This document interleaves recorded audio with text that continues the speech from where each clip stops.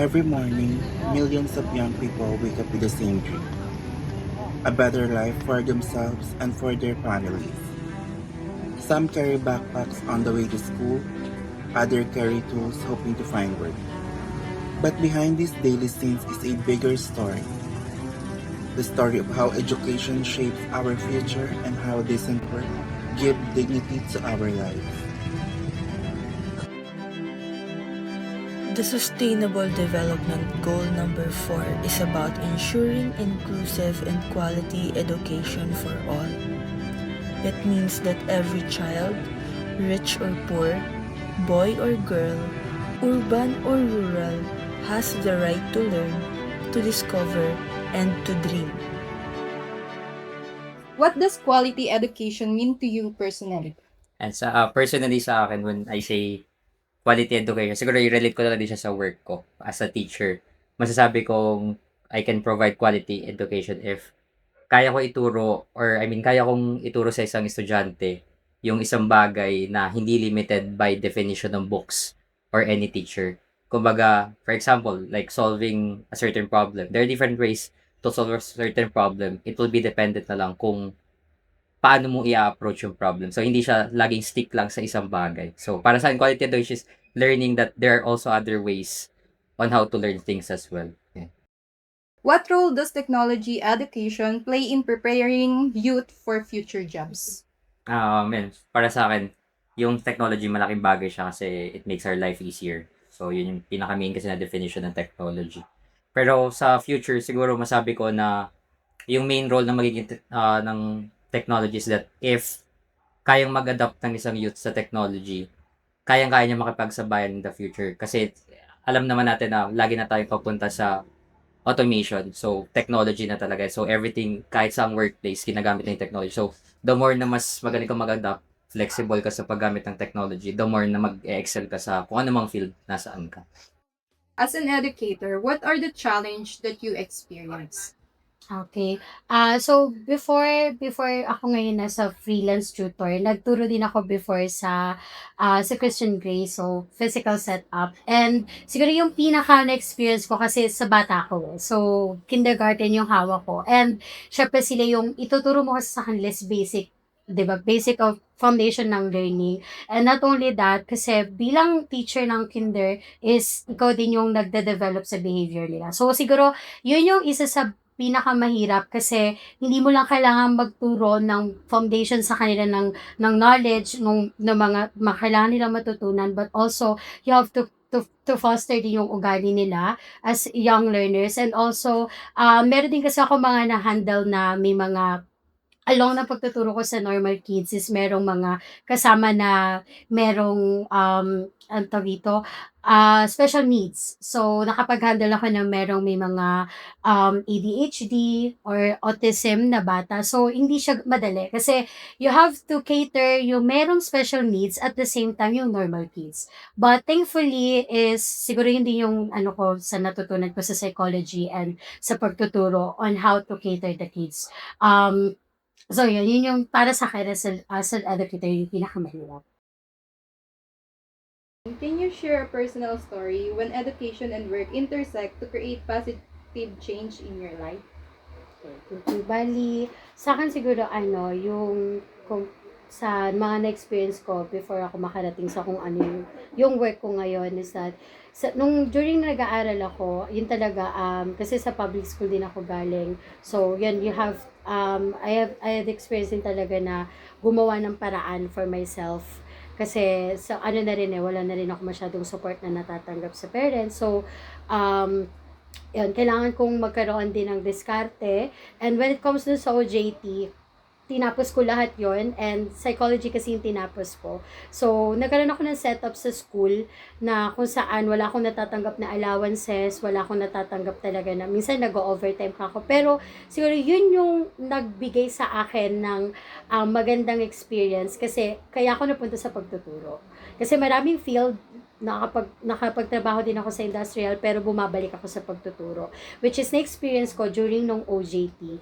At yun yung nagbigay sa akin ng ng buhay ko ngayon na pagtuturo, because naranasan ko kung ano yung kung paano magdiskarte sa pagiging student, and now nung naging OJT din ako as a teacher, and now ito din yung ginagawa ko sa pagtuturo, and hopefully yun din yung inaano ko talaga, ini-insert ko sa mga students ko, although bata pa sila, to really to make talagang maging ano talaga sa kanila yung pag-aaral. But at the same time, yung ugali, napaka-importante. Kasi yun din yung magdadala sa'yo sa magandang trabaho, pakikisama. Hindi lang yan yung knowledge na meron ka. Yun po.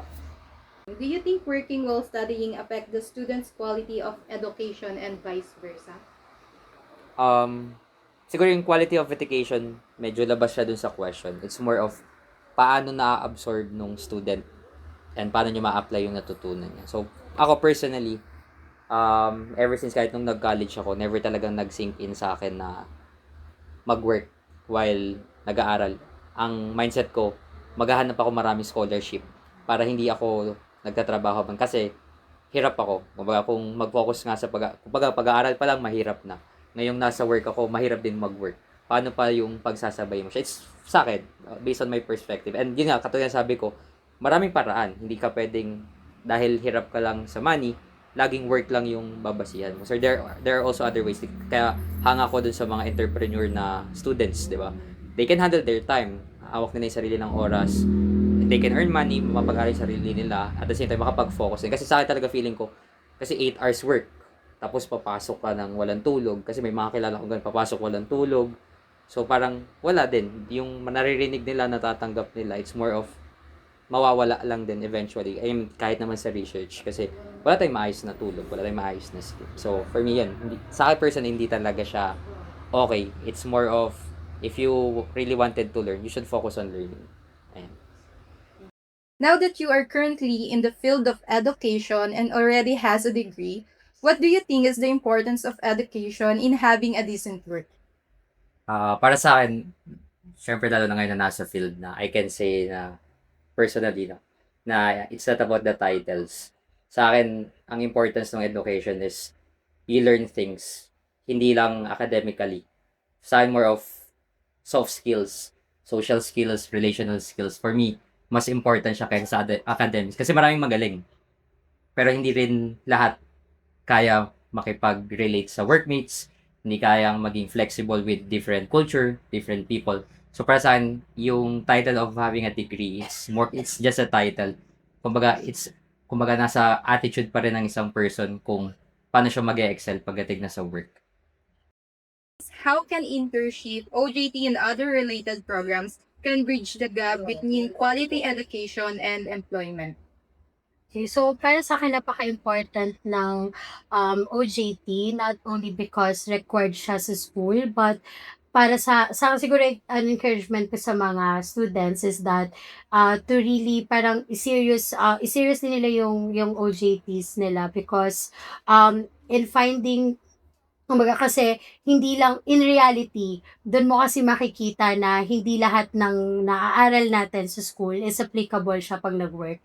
So, ang work kasi, lalo na quality talaga, is that ano na siya diskarte, titingnan, makikita mo dyan diskarte. So, para sa akin, kung hindi natin siseryosohin yung mga OJTs or hindi natin paglalaanan talaga ng maayos, is that magiging ano lang siya sa atin, parang requirement lang siya. But when it comes to work, hindi rin natin maintindihan yung actual setup pagdating sa trabaho. Kasi, again, hindi nga lang siya about knowledge, but of course, yung diskarte, and kung ano yung behavior mo, then mahalaga din siya pagdating sa pagtatrabaho. SDG 8 is about decent work and economic growth. It means jobs that are safe, fair, and productive, where people earn enough not just to survive, but to live with dignity. Decent work is not only about salary. It is about respect, it is about security, and it is about having a future. What does decent work mean? Sa akin naman nasasabi mong decent work yung isang trabaho. Kapag yung company, they provides more opportunities for the employees. So, they can provide also a social securities. Like, syempre tayo as as employees, syempre hindi natin sasabi yung buhay. So, mapalabas man or sa loob, may mga accident lang. So, syempre ang ina-expect natin as employees, yung company natin, they provide social security sa atin. So, parang may dyan si life insurance, si health insurance, syempre, dyan pumapasok yung SSS pag-ibig paper. So, doon ko masasabi na I'm a good decent work na rin. Do you think having a degree guarantees decent work? Why or why not? Sa akin hindi naman. Parang hindi naman kailangan that you have a degree para lang masabi na magkaroon ka ng decenteng trabaho. Pero may part pa din na yes, pwede siya. Kasi, di ba, as ako naranasan ko yung maging JT. So, kapag nag-OJT ka, na-absorb ka ng yung company. Siyempre, hinihintay na yung pag-graduate mo. Siyempre kasi lahat ng company, iba magpatataas yung mga standard. So, kailangan degree holder ka bago ka na ipasok. So, para sa akin, okay, mataas din yung chance na you are, kapag degree holder ka, malaki din yung chance na matanggap ka sa second trabaho talaga. Since you are accepting students that are on the job training, which is the OJT, what do you think your business can contribute to the success of students in having a decent work in the future? Siguro, consistency, availability, and time management. Kasi, ngayon, as a business owner, syempre, tumatanggap ka rin ako OJT. So, ako yung nakakaala, or ako yung kung ano yung mga ginagawa ng company. So, ayun yung kulang sa kanila, yung availability, consistency, and time management. So, yung tatlo na yun, pag hindi siya nakikita sa'yo, paano ka magkakaroon ng decenteng trabaho? So, syempre, para maging successful ka in the future, dapat alam mo kung paano i-handle yung oras mo, yung availability mo, at the same time, yung consistency mo sa trabaho, sa ginagawa. How do you think quality education contributes to getting decent and productive work in the future? Para sa akin, quality education is very important. Kasi, kung halimbawa sa college, kumuha ka ng HL. So, dapat, yung pinagkaralan, dapat na kumabos ka yung trabaho. Kasi may hihirapan na tayo.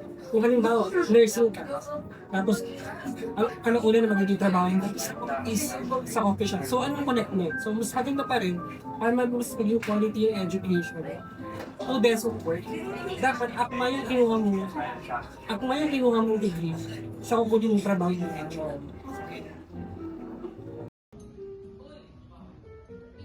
In your opinion, why is education important? Mas importante po ng edukasyon because it sets us the foundation of everything. It gives us the knowledge and also it helps us to do us. Can you tell me about the challenges that you face in your school? Hindi po is that yung mga challenges na bilis ko po sa school is that yung time management. Since dami nga po talaga ng mga gawain, may nakakaligtaan tayong mga gawain po na binibigay sa atin, especially as a working student po, nakakaligtaan din natin sa mga gawain at nakakaligtaan sa As a student, do you think education is required to have a decent job in the future? Yes po, I believe that it is required po since it is foundation of everything. So, dito po nakuha natin yung mga basic knowledge natin and also yung mga necessary skills natin and we are required po siya. And also po, ito din po yung mga hinahanap sa mga employees. Achieving these goals is not the job of government alone. It is the role of teachers, parents, employers, and young people themselves. When we invest in education, we invest in the future. When we fight for decent work, we protect dignity. From classroom to career, from learning to livelihood, from dreams to reality, the journey continues. Quality education, decent work. A future where no one is left behind.